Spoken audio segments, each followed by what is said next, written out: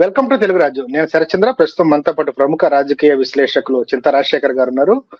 ఇటీవల ఆంధ్రప్రదేశ్ రాజకీయాలకు సంబంధించి కొన్ని కీలక పరిణామాలు చోటు చేసుకున్నాయి. ఒక టీవీ ఛానల్ డిబేట్ లో ప్రొఫెసర్ నాగేశ్వర్ చేసిన వ్యాఖ్యలు రాజకీయంగా దుమారం రేపాయి. ఆయన ముఖ్యమంత్రి చంద్రబాబు నాయుడుని ఉద్దేశించి షార్ట్ టర్మ్ ఫ్రెండ్, అలాగే వైసీపీ అధ్యక్షుడు జగన్మోహన్ రెడ్డిని ఉద్దేశించి లాంగ్ టర్మ్ ఫ్రెండ్ అని అమిత్ షా పవన్ కళ్యాణ్, నాదెండ్ల మనోహర్ తో చెప్పినట్టు ప్రొఫెసర్ నాగేశ్వర్ గారు చెప్పడం రాజకీయంగా తీవ్ర దుమారం రేపింది. దీనిపైన జనసేన, టీడీపీ పార్టీలు సోషల్ మీడియాలో ప్రొఫెసర్ నాగేశ్వరరావు ఫోటోల్ని మీద ఆయనకు వ్యతిరేకంగా కామెంట్స్ కూడా చేయడం జరిగింది. సోషల్ మీడియాలో కూడా చాలా తీవ్రమైన స్పందన రావటం, దానిపైన ప్రొఫెసర్ నాగేశ్వర్ ఒకవేళ వాళ్ళు బాధపడి ఉంటే, తన వ్యాఖ్యల వల్ల ఎవరైనా బాధపడి ఉంటే వాటిని ఉపసంహరించుకున్నాను కూడా ఆయన వివరణ ఇవ్వటం జరిగింది. ఈ నేపథ్యంలో ఈ పరిణామాలు ఎలా చూడాలి, ఆ తర్వాత కూడా ఈ వివాదం ఇంకా కంటిన్యూ అవటం, ప్రొఫెసర్ నాగేశ్వర్ ని ఉద్దేశించి ట్రోల్ చేయటం పెద్ద ఎత్తున కొనసాగుతున్నాయి. వీటిపైన మాట్లాడదాం. సార్ నమస్తే. చెప్పండి, ప్రొఫెసర్ నాగేశ్వరరావు గారి మీద జరుగుతున్న సోషల్ మీడియా ట్రోలింగ్ ని ఎలా చూడాలి సార్? ఇది చాలా అమానుషం అండి. ఆయన చాలా గౌరవప్రదమైన వ్యక్తి, చాలా సభ్య భాషతో మాట్లాడతారు. అలాగే ఆయన అంటే చాలా గౌరవం ఉంది. అంటే అనలిస్ట్ అందరికీ ఒక పితామహుడు లాంటి వాడు ఆయన. సో ఆయన నుంచి మేము చాలా సార్లు కంట్రోల్ తప్పి మాట్లాడతాము. అంటే డిబేట్ లో ఉన్నప్పుడు అవతల వాళ్ళు మాట్లాడి మమ్మల్ని పేటీఎం అని అదే రెచ్చగొడితే మేము కూడా రియాక్ట్ అవుతాం. కానీ ఆయన చాలా గౌరవప్రదంగా దాన్ని చాలా చాలా చాలా కంట్రోల్లో మాట్లాడతారు ఆయన. సో ఆయన చాలా అంటే ఆయన దగ్గర ఉన్న నాలెడ్జ్ కూడా అపారమైన నాలెడ్జ్. ఆయన ఒక వికీపీడియా, ఆయన ఎన్సైక్లోపీడియా. ఆయన దగ్గర ఈ అంశానికి సంబంధించిన సమాచారం కానీ నాలెడ్జ్ కానీ ఆయన దగ్గర లేదు అన్నది నాకు తెలిసి లేదు. అంతటి నిష్ణాతుడు ఆయన, అంతటి నిష్ణాతుడు. ఆయనని కూడా మొహానికి రంగులు వేసుకుని గంతులేసే సినిమా హీరోల అభిమానులు వచ్చేసేసి ఇష్టం వచ్చినట్టు మాట్లాడుతుంటే చాలా బాధ వేసింది. ఆయన అన్నది ఏంటంటే ఆయనకున్న సమాచారం చెప్పారు. ఇట్లా షా గారి దగ్గరికి పవన్ కళ్యాణ్, మనోహర్ గారి దగ్గరికి వెళ్తే ఈ సంభాషణ జరిగింది. ఆ సంభాషణ కోర్ కమిటీలో ఒక వ్యక్తి దగ్గర చెప్తే అలా నాకు వచ్చిందని చెప్పారు. ఈ రోజున ఏమంటున్నారు మనోహర్ గారు, అటువంటిది ఏమి జరగలేదు అన్నారు. బహుశా చెప్పిన అతన్ని బెదిరించి ఉంటారు. సో బెదిరించి ఉంటే ఏమైంటది, అతను ఆయనకు ఇప్పుడు రేపు పొద్దున్న ఫలానా సపోజ్ మీరే ఉన్నారనుకోండి, శరత్ చంద్ర గారు చెప్పారు నాకు అని ప్రొఫెసర్ గారు చెప్తే, మీరు చెప్పింది నిజమైనప్పటికీ పార్టీ ఒత్తిడి వల్ల మీరేమంటారు, చెప్పలేదంట. నాగేశ్వరరావు గారు ఒత్తిడికో లేకపోతే ఆయన మీద జరుగుతున్న ట్రోలింగ్కో ఎందుకులే మనకి ఇది అని చెప్పేసి మన రాష్ట్రం కూడా కాదు అని చెప్పి ఆయన మాట వెనక్కి తీసుకున్నారు. కానీ ఆయన మాట వెనక్కి తీసుకున్నప్పుడు ఆయన గొంతులో బాధ, అంటే మనసు చంపుకొని మనకి ఇష్టం లేని పని, చేయని తప్పుకి క్షమాపణ చెప్పడం అనేది ఆత్మాభిమానం ఉన్న వాళ్ళకి చాలా కష్టం. సో ఆయన గొంతు గద్గద స్వరం మనకి తెలిసింది. మనకి ఆయన ఆవేదన, చేయని తప్పు నన్ను బలిపశం చేశారే అని. అయినప్పటికీ కూడా ట్రోలింగ్ సాగకుండా ఈ సినిమా హీరోల అభిమానులు కూడా వచ్చి పోస్టులు పెట్టి వీడియోలు వేస్తుంటే, కానీ పనికి రాని వాళ్ళు కూడా ఆయన దగ్గర ఉన్న నాలెడ్జ్ కి కాలి గోటికి సరిపోనిస్తున్న వాళ్ళు కూడా వచ్చి ఆయననే మాట్లాడుతున్నారు. అందులో వాస్తవం ఉందా అంటే వాస్తవం లేదు. ఇప్పుడు ఒకటే చెప్తున్నాను, అమిత్ షా దగ్గర పవన్ కళ్యాణ్ ఆ మాట అన్నాడా లేదా అనడానికి ఒకటే ప్రామాణికం. మనం ఒక వీడియో ప్లే చేసాము లాస్ట్ ఇంటర్వ్యూలో, దయచేసి మరొకసారి ప్లే చేయండి. జగన్ నీకు ఒక రోజు చెప్తున్నా, కేంద్రం చేత నేను ఆటలు ఆడించకపోతే అడుగు ఒక రోజు. అమిత్ షా చెప్పి నీ ఆటలు కట్టించకపోతే అనే వీడియో ఉంది మన దగ్గర. అంటే ఒక పబ్లిక్ మీటింగ్ లోనే అమిత్ షాతో చెప్పి నీ ఆటలు కట్టిస్తానన్నాడంటే అమిత్ షా దగ్గరికి వెళ్ళి అటువంటి ప్రస్తావన పెట్టలేదని అనడానికి లేదు. ఖచ్చితంగా జరిగింది. కాకపోతే ఏంటంటే ఎవరైతే సమాచారం ఇచ్చారో ప్రొఫెసర్ గారికి, అతను ఆటం తిరుగుతాడు. ఎందుకంటే పార్టీకి లాయల్ గా ఉండాలి. పదవి బహుశా ఎంపీనో ఎమ్మెల్యేనో అయి ఉంటాడు, పదవి పోతుంది కాబట్టి ఆయన వెనక్కి తగ్గుతాడు. కాబట్టి ఈయన నిస్సహాయ స్థితిలో క్షమాపణ చెప్పాల్సిన పరిస్థితి ఏర్పడింది. కానీ నేను ఒకనొక టీవీలో ఇంకా నన్ను ట్రోల్ చేస్తే నేను ఎదురు తిరుగుతాను, మీరు ఆట మొదలు పెట్టారు నేను ఆట ముగిస్తాను అన్నారు. ఆయన మొదలు పెడితే మాత్రం చాలా చాలా సీరియస్ గా ఉంటది. అంటే ఈ వివాదాన్ని ఇక్కడతో ఆపేయండి అని పరోక్షంగా వార్నింగ్ ఇచ్చినట్టేనా, అట్లా అనుకోవాలా? అంటే వీళ్ళు వినే రకం కాదు. వీళ్ళకి తెలివి అసలు ఒక సినిమా నటుడిని అభిమానించేవాడంటేనే, ఎందుకంటే మీరు ఒక డాక్టర్ని అభిమానించారు అనుకోండి, ఒక టీచర్ని, ఒక సైంటిస్ట్ని, ఒక లెక్చరర్ని, వీళ్ళని అభిమానిస్తున్నారు అనుకోండి, వాళ్లకున్న నైపుణ్యాన్ని మీరు అభిమానిస్తున్నట్టు. కానీ సినిమా నటుడు ఏంటి, వీళ్ళు నటన చూసి కాదు కదా. ఇప్పుడు అక్కడ సినిమా అనేది ఏంటి, కథ అబద్ధం, ఆయన ఎమోషన్స్ అబద్ధం, ఆయన డైలాగులు అబద్ధం, ఆయన ఫైట్లు, డాన్సులు, ప్రతిదీ అబద్ధమే కదండి, కల్పితమే కదా. అది ఒక కల్పిత పాత్రని పోషిస్తున్న వ్యక్తి అందులో అతను చేసేది నిజమని అతనిని అభిమానిస్తున్నారంటే అది వ్యక్తి పూజ మానసిక రోగం, అది సెలబ్రిటీ వర్షిప్ సిండ్రోమ్ అనే మానసిక రోగం. సో దాన్ని బట్టి వాళ్ళ మెంటల్ స్టేటస్ అంటే వాళ్ళ మెచ్యూరిటీ ఏ స్థాయిలో ఉందో మనం అర్థం చేసుకోవచ్చు. మీకు ఒక చిన్న ఉదాహరణ చెప్తాను. మా చిన్నప్పుడు కృష్ణ గారు, సినిమా హీరో కృష్ణ గారు అల్లూరి సీతారామరాజు అని ఒక సినిమా చేశారు. నేను 5th క్లాస్లోనే ఎప్పుడో ఉన్నాను, 5th క్లాస్లో ఉన్నాను. ఆ టైంలో ఆ సినిమా చూసిన తర్వాత మాకు రోమాలు నిక్కపుడిచి మాకు అల్లూరి సీతారామరాజు మీద గౌరవం పెరిగింది. మాకు అల్లూరి సీతారామరాజు ఎవరో మాకు తెలియదు, పాఠ్య పుస్తకాల్లో చదివాం, కానీ రియల్ కళ్ళెదట చూపించింది మాకు ఆ రోజులలో అల్లూరి సీతారామరాజు కనపడ్డారు. మాకు కృష్ణ మీద వీసమెత్తు గౌరవం కూడా పెరగలేదు. మేము అల్లూరి సీతారామరాజు చూసాం తెర మీద. అదే మా పిల్లల టైంకి వచ్చినప్పటికల్లా చిరంజీవి ఒక సినిమా నటించారు, 150వ సినిమా. 150 సినిమా కాదు అది, ఇది స్వాతంత్ర సమరయోధుడు సినిమా అండి, పేరు కూడా గుర్తురావట్లేదు. ఉయ్యాలవాడ నరసింహారెడ్డి, సైరా నరసింహారెడ్డి, ఉయ్యాలవాడ నరసింహారెడ్డి.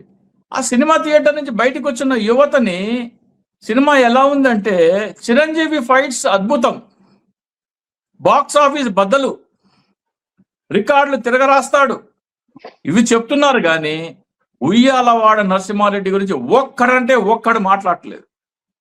ఈ యువత మెచ్యూరిటీ లేదని ఎందుకు అంటున్నానంటే, మీకు సినిమా తెర మీద మీరు ఉయ్యాలవాడ నరసింహారెడ్డిని చూపించలేదు చిరంజీవి, మీరు చిరంజీవినే చూశారు.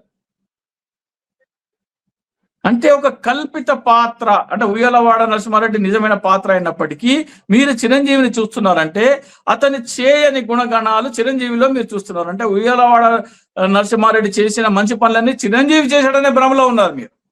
అందుకనే దాన్ని వ్యక్తి పూజ మానసిక రోగం అంటున్నాను. సో దీని ప్రభావంలో ఉన్న యువత ఎప్పుడు దేశానికి మేలు చేయలేరు. మీకు ఉదాహరణకి ఒక సంఘటన చెప్తున్నాను, అంటే విషయం జనసేన పార్టీకి సంబంధించింది కాబట్టి చెప్తున్నాను. జనసేన పార్టీ పెట్టగానే ఈ కుల సంఘ నాయకులు చాలా మంది పవన్ కళ్యాణ్ని కలవడం మొదలుపెట్టారు. ఈ దాసరి రాము అని చాలా మంది ఉన్నారులేండి. వాళ్ళందరూ పవన్ కళ్యాణ్ని కలిసి కాపులకు ఇన్ని సీట్లు కావాలి, కాపులకు అక్కడ టికెట్లు కావాలి, కాపులకు ఇక్కడ టికెట్లు కావాలి, ఇది వాళ్ళు అడిగింది. మనం రాష్ట్రానికి ఏం చేద్దాం, రాష్ట్రం విడిపోయింది. ఈ పార్టీ ద్వారా మనం కేంద్రం మనకి ఇస్తానన్న హామీలు ఎగ్గడుతుంటే మనం ఎటువంటి పోరాటాలు చేద్దాము, రాష్ట్రాన్ని ఎలా అభివృద్ధి చేద్దాం, ఎవడు లేడు, ఒక్కడంటే ఒక్కడు లేడండి. జనసేన పార్టీ ఫెయిలియర్కి అదే మూలం. మేము అటువంటి ఐడియాస్ ఇచ్చినా సరే ఈ కార్యక్రమం చేస్తే రాష్ట్రానికి సమాజానికి ఉపయోగము, ఈ కార్యక్రమం చేస్తే మనకి ప్రత్యేక హోదా వస్తుంది, ఈ కార్యాచరణ చేయబడితే మనకి జీడిపి, రాష్ట్ర జీడిపి ఎలా పెంచుకోవాలి, గ్రామీణ జీడిపి ఎలా పెంచుకోవాలి, ఈ మాటలు మాట్లాడేవాడు జనసేనలో ఒక్కడంటే ఒక్కడు నాకు కనపడలేదండి. నా కులానికి ఏం చేస్తావు, ఏ టికెట్ ఎవరికి ఇస్తావు, ఇదే. అందుకనే ఫెయిల్ అయింది జనసేన పార్టీ. అక్కడ నాయకుడేమో బినామీ, మిగతా కార్యకర్తలకేమో కులం కులం కులం కులం కులం కులం అని కొట్టుకు తెచ్చారు. ఇప్పుడు దాసరాం కూడా ఏమడుతున్నాడు, కాపుల మీద అఘాయిత్యాలు జరుగుతున్నాయి, కాపుల మీద దౌర్జన్యాలు జరుగుతున్నాయి అని అడుగుతున్నాడే తప్ప ఆంధ్రప్రదేశ్ ఎలా అభివృద్ధి చేస్తావు, మన ఆర్థిక పరిస్థితి ఎలా మరుగు చేస్తావు అడిగే నాయకుడు ఎవడూ లేడు జనసేన పార్టీలో. పవన్ కళ్యాణ్ని కాపుల మీద దౌర్జన్యాలు చేస్తున్నారు, కాపుల మీద దాడులు చేస్తున్నారు. అంతేగాని అమరావతి ల్యాండ్ పూలింగ్, లక్షల కోట్ల అవినీతి, అవన్నీ ప్రభుత్వ ఖజానాకు వస్తే రాష్ట్ర ఖజానా బాగుపడి, ఆర్థిక పరిస్థితి మెరుగుపడి, అప్పుల భారం తగిలి ప్రజల జీవితాలు బాగుపడతాయి, మనం మెడికల్ కాలేజీ సొంతంగా కట్టుకుందాం, ఈ ఓడ మాట్లాడలా జనసేన పార్టీలో. దాసరి రాము గాని ఏ కాపు నాయకుడైనా సరే ఏమంటున్నాడు, కాపులని హత్యలు చేస్తున్నారు, కాపుల మీద దాడులు చేస్తున్నారు. ఇంకా రాజకీయ పార్టీ ఎక్కడ ఉంది జనసేన పార్టీ? అదొక కుల సంఘం అయిపోయింది. సో ఇటువంటి వాళ్ళు ఉన్న పార్టీ ఎప్పటికీ మనుగడ సాధించలేదు. ప్రొఫెసర్ నాగేశ్వరరావు ఆయన జనసేన పార్టీ నుంచి వాళ్ళు ఏదో మెచ్యూర్డ్ గా ఆలోచిస్తాడని ఆశించడం చాలా తప్పది. ఆయన చాలా అత్యాశపడుతున్నారు. ఒక నాయకుడిగా పవన్ కళ్యాణ్ తన కార్యకర్తలని ఈ విధంగా మెండ్ చేయకపోవడం కూడా నాయకత్వ లోపమే. ఆయన సినిమా పార్టీ పెట్టాడు పవన్ కళ్యాణ్ పార్టీ పెట్టంగానే ఒక కార్యవర్గం ఏర్పాటు చేశాడు ఏడాదిన్నరకు ఎప్పుడుకో. ఎవరయ్యా అంటే తన సినిమా అభిమానులు. వైస్ ప్రెసిడెంట్ మహేందర్ రెడ్డి అంట, శంకర్ గౌడ్ అంట, యాదవ్ నాగేష్ అంట, మళ్ళీ ఒంగోలు అతను ఒక ఆయన రియాజు. కార్యవర్గం ఎవరు? సినిమా అభిమానులు, కట్అవుట్లకి దండలేసేవాళ్ళు, ఆయన సినిమాకి చిత్తుకాయతాలు ఎగరేసిన వాళ్ళు. ఇది కార్యవర్గం పవన్ కళ్యాణ్. దాన్ని బట్టి మీరు ఆ పార్టీ రాజకీయంగా ప్రజలకి సేవ చేయాలనే తపన పవన్ కళ్యాణ్ లో ఏ స్థాయిలో ఉందో మీరు అర్థం చేసుకోవచ్చు. ఈ కార్యవర్గం ఏర్పాటు చేసినోడు ఆయన దగ్గరకు వచ్చే పార్టీ నాయకులేమో నా కులానికి ఎన్ని సీట్లు ఇస్తావు, నా కులానికి ఏం చేస్తావు అని చెప్పేవాళ్ళు వాళ్ళేం దేశాన్ని ఉద్ధరిస్తారు, వాళ్ళేం రాష్ట్రాన్ని ఉద్ధరిస్తారు. అదేంటే ఒక జూదం అయిపోయింది. మన కులానికి ఒక ముఖ్యమంత్రి కావాలి అనే ఒక పిచ్చి ఒక జూదం లాంటిది. అంతేగాని రాష్ట్రాన్ని బాగుపరుద్దాము, ప్రజల జీవన ప్రమాణాలను పెంచుదాము, గ్రామీణ జీడిపిని పెంచుదాము, కుల మతాల్లో ఉన్న వైరుధ్యాలను తగ్గిద్దాము, రాష్ట్రాన్ని ప్రగతి పదంలో నడిపిద్దాం, ఇవేమి లేవు. అటువంటి పార్టీ జనసేన నుంచి ప్రొఫెసర్ నాగేశ్వరరావు గారు ఏం ఆశిస్తున్నారంటే వాళ్ళు మానసికంగా పరిపక్వత చెంది ఓవర్ నైట్ బిహేవ్ చేస్తారనేది అత్యాశ. దీనికి ఏంటి సార్ మరి పరిష్కారం ఏంటి? ఎట్లా దీన్ని? పరిష్కారం లేదు. ఆ పార్టీ పరిష్కారం జనసేన పార్టీ అంతర్ధానం అయిపోతుంది. దానికి ప్రజాదరణ ఎట్టి పరిస్థితిలో రాదు. అదొక కుల సంఘం, అది పార్టీ కానే కాదు. ఫస్ట్ ఆఫ్ ఆల్ అధినాయకుడికి సీరియస్నెస్ లేదు. నేను ముఖ్యమంత్రి అయ్యేందుకు పార్టీ పెట్టలేదంటే ఆయన పార్టీ ఎందుకు పెట్టాడు? ఇప్పుడు నిన్న ఏదో ఫేస్బుక్ కామెంట్ వాళ్ళ సింగళూరు శాంతి స్వరూప్ అని ఏదో పెట్టాడు. ఆయన ఏం పెడుతున్నాడంటే ఎవరో పార్టీ లాక్కుని వైసీపీ పార్టీ పెట్టాడు అని చెప్తున్నారు. వైసీపీ ఎవరో రిజిస్టర్ చేసుకుంటే అతని దగ్గర నుంచి యువజన శ్రామిక రైతు కాంగ్రెస్ అని వీళ్ళు తీసుకున్నారు. కానీ సింగళూరు శాంతి ప్రసాద్ గారికి తెలియంది ఏంటంటే ప్రజారాజ్యం పార్టీ అనేది కూడా కడప జిల్లా చెందిన వీరబల్లి చెన్నకృష్ణయ్య అనే వ్యక్తి స్థాపించారు. అది ఆ తర్వాత వీళ్ళు ప్రకటించేటప్పటికి ఆ పేరు ఆల్రెడీ ఆయన రిజిస్టర్ చేసుకుంటే పరిగెత్తికెళ్ళి ఈ పేరు ఆయన రిజిస్టర్ చేసుకుంటే వీళ్ళు పరిగెత్తికెళ్ళి ఆయన బతిమలాడుకుని తెచ్చుకున్న పేరు. అంటే మీరు ప్రజారాజ్యంలో ఏం చేశారో జగన్మోహన్ రెడ్డి చేశాడు. కానీ మీకు జగన్మోహన్ రెడ్డి చేసిన తప్పే కనబడుతుంది కానీ ప్రజారాజ్యం చేసిన తప్ప మీకు కనబడట్లేదు. సో ఇటువంటి మైండ్ సెట్ ఉన్నోళ్ళు అంటే అది సాధారణం. ఇప్పుడు ఎవరైనా సరే ఒక పార్టీ పెడితే వాళ్ళు పార్టీ ఇంకొక కొంచెం పేరున్న వ్యక్తి వచ్చి ఆ పార్టీ పేరు కావాలంటే వాళ్ళకి తీసుకోవడం చాలా జరిగింది. అది వాళ్ళకి డబ్బులు ఇచ్చో లేకపోతే ఏదో ఒకటి ఇచ్చో తీసుకుంటారు. అది సాధారణం. జగన్ పార్టీ పెట్టేటప్పుడు 7-8 సార్లు ఆయన దరఖాస్తులు రిజెక్ట్ అయినాయి సార్. నేను అప్పుడు నాకు గుర్తు ఢిల్లీలో ఉన్నాను. ఆయన వాళ్ళు అప్లై చేయటం, అవి రిజెక్ట్ చేయటం, ఎలక్షన్ కమిషన్ రిజెక్ట్ చేయటం, అది జరిగిన తర్వాత శివకుమార్ పార్టీని వాళ్ళు టేక్ ఓవర్ చేశారు. అవును, శివకుమార్ పార్టీ టేక్ ఓవర్ చేయడాన్ని ఇప్పుడు ఈ జనసేన వాళ్ళకి ఒక పెద్ద బూత్ లాగా కనబడుతుంది. మరి ప్రజారాజ్యం పార్టీ మరి వీరబల్లి చెన్నకృష్ణయ్య కదా, మరి వీళ్ళెందుకు టేక్ ఓవర్ చేశారు? జనసేన పుట్టిందే దాంట్లో కదా. యువరాజ్యం అధ్యక్షుడు అంటే అలా టేక్ ఓవర్ చేసిన పార్టీలోనే కదా పవన్ కళ్యాణ్ మొట్టమొదటి రాజకీయ అడుగులు. అది తప్పు కనబట్లా, ఇది తప్పు కనబడుతుంది. ఇప్పుడు ప్రజారాజ్యం చేసిందే జగన్మోహన్ రెడ్డి చేశాడు. కానీ వాళ్ళకి జగన్మోహన్ రెడ్డి చేసిన తప్పు కనబడుతుంది కానీ ప్రజారాజ్యం చిరంజీవి చేసిన తప్పు కనబట్ల. అది తప్పే కాదు అసలు, అది సాధారణం. అది సో ఇటువంటి మెచ్యూరిటీ లేని బ్యాచ్ తోని మనం ఎప్పుడు సమాజానికి మంచి జరుగుతుందని ఉద్దేశించలేమండి, ఆశించలేం. హలో, తెలుగు రాజ్యం ఛానల్ చూస్తున్నారా? సామాజిక రాజకీయ జీవన చిత్రణే తెలుగు రాజ్యం. అతిశయోక్తులు అసత్యాలు ఉండవు.